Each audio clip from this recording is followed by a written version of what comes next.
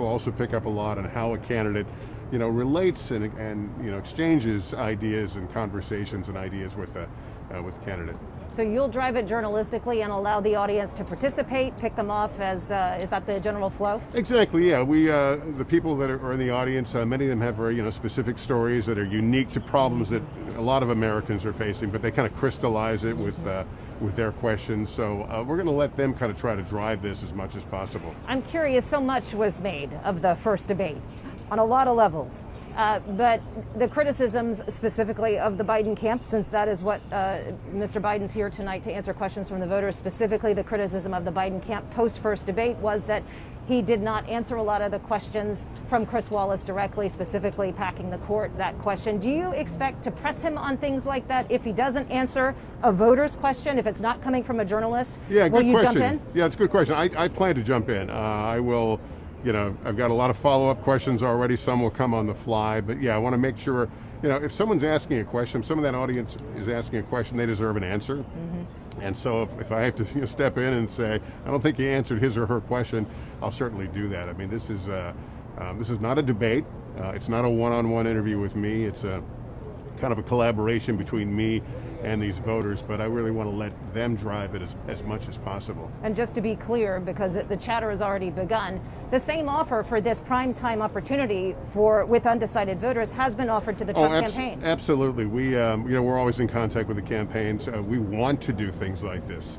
And so we have certainly reached out to the Trump campaign prior to the president being hospitalized, and offered this kind of format, or our willingness to discuss some other kind of format, some other kind of forum.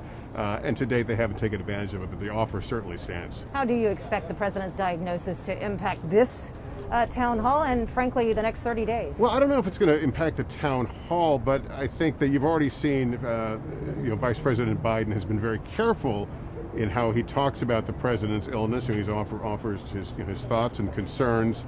We know that he has built a campaign around what he considers the president's ineptitude in handling the COVID crisis.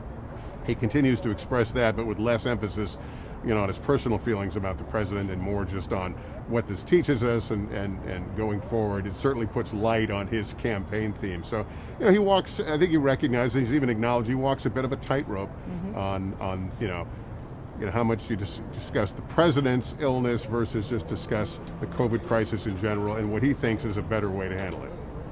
I'm curious, this is obviously not your first election. You've done this for so many years. Specific to Florida, you're not surprised to be back here. Florida's always a battleground state. Yeah. Anything that surprises you this year as it pertains to Florida specifically? No, I mean, the population keeps growing here, so we keep thinking of it as a demographic that stands still. It is not. This is a place that continues to grow and diversify, and so it's a model in progress, certainly for political scientists to study. And we always say, the polls are tight in Florida, and I always go, and what else is new?